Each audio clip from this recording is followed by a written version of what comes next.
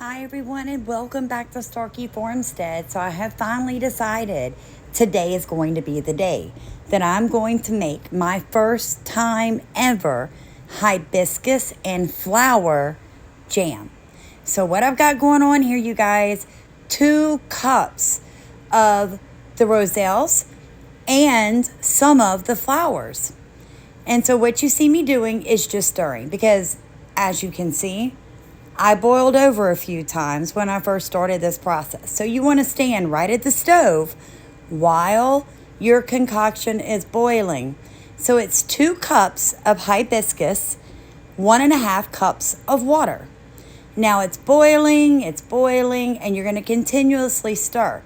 Now I let it boil for a good 2 or 3 minutes to really get that heat going, guys, because what I'm trying to do is break everything down, right? I want to get it all broke apart so when I strain it, I get a lot of the nutrients and all of the good coloring and flavoring into this jam. Now I'm gonna stir it a little bit more here. Sam's still stirring. Wow, I stirred for a minute, didn't I? That's okay. You can never stir too much, right? Unless you're making like dough. And then, well, you just don't want to overwork your dough.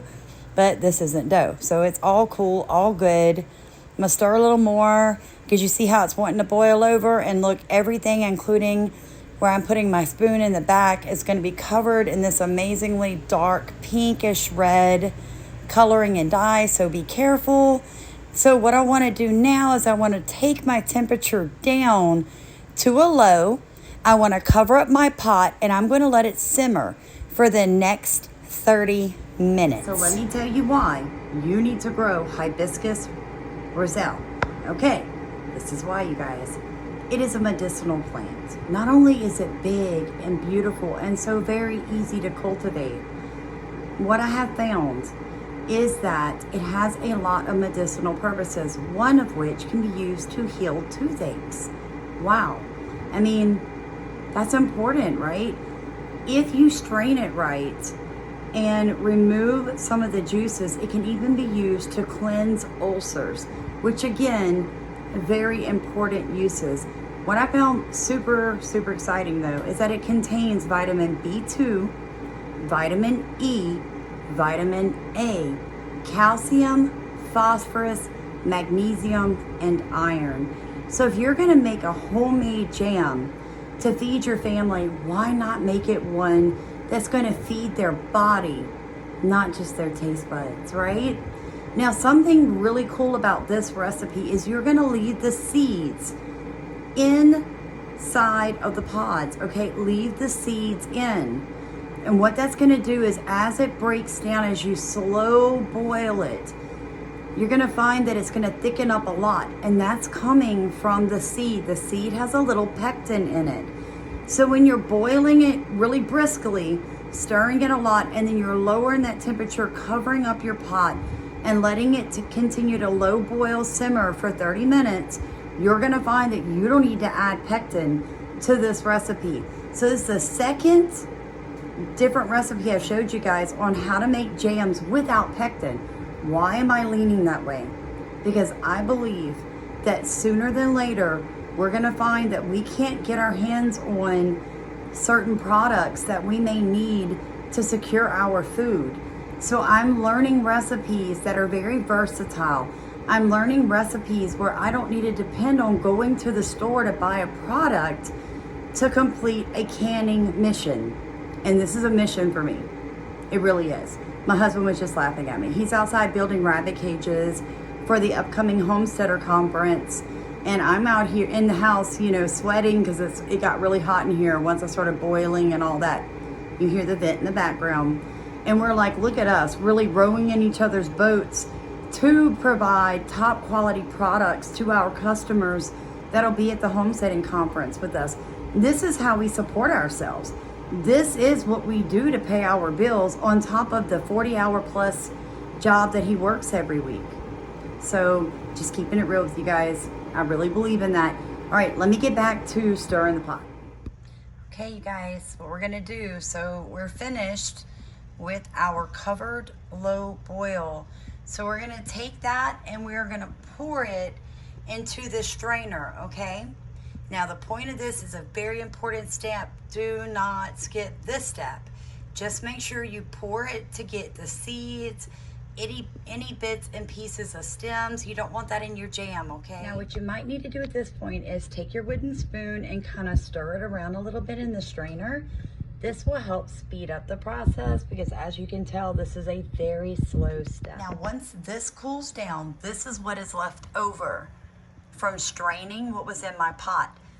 All of that, once it is cooled down, because it is boiling hot right now, I will take it outside in the feed bucket you see it sitting on and feed all of that to my chickens. This is a zero food waste recipe. You've got to love it, guys. Saving the world while making healthy jams. All right, remember, we're not going to be adding any pectin. So this is going back in my now very stained pot. And I'm going to add however many cups of remaining juice that's here. That's how much sugar goes in this recipe. 2 cups of juice equals 2 cups of sugar. I just love this part right here, you guys, mixing in the sugar. I have a little bit of a sweet tooth, so it ended up being, you know, well, 2 cups and 1/8 of sugar, just a little extra. Now, you can always substitute, you guys, use stevia or whatever non-sugar sweetener that you would like to use. Some people have successfully used things like honey. So I really think it's just going to depend on you and what your diabetic or not diabetic, what your lifestyle health choices need to be. For me, it's going to be sugar. Now I've got this on about a 7. I'm going to bring it to a boil. Then I'm going to reduce it, let it simmer for about 10 minutes just to thicken up. While that is simmering, I've got all my canning supplies right here, clean, sterilized, and waiting to be used. And 4 cups of material, that's about all I'm gonna be able to fill up right there. And then I'm gonna go ahead and can it. So you're gonna fill these jars to about a little bit below the ring edge right here. You see it? So you're gonna fill it up to right there. And then you're gonna water bath it for 10 minutes and take it out and leave it overnight. Do not touch the lid. Don't do anything.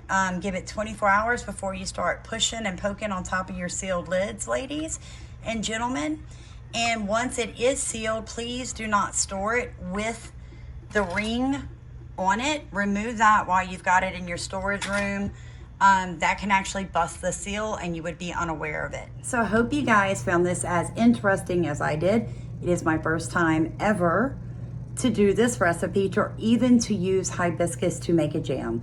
So I'm always pushing myself. I'm always reaching for knowledge. I'm always attempting new flavors, you know, new recipes, because I believe that God blesses the works of our hands. And so therefore I keep my hands busy so that my Father can bless that work and I will have the money that I need to pay these $300 and $400 electric bills that we run here on our farm. So God bless you guys. Thank you so much for rowing in my boat, in our Farmstead's boat, in Jesus's boat. Please like, comment, and subscribe.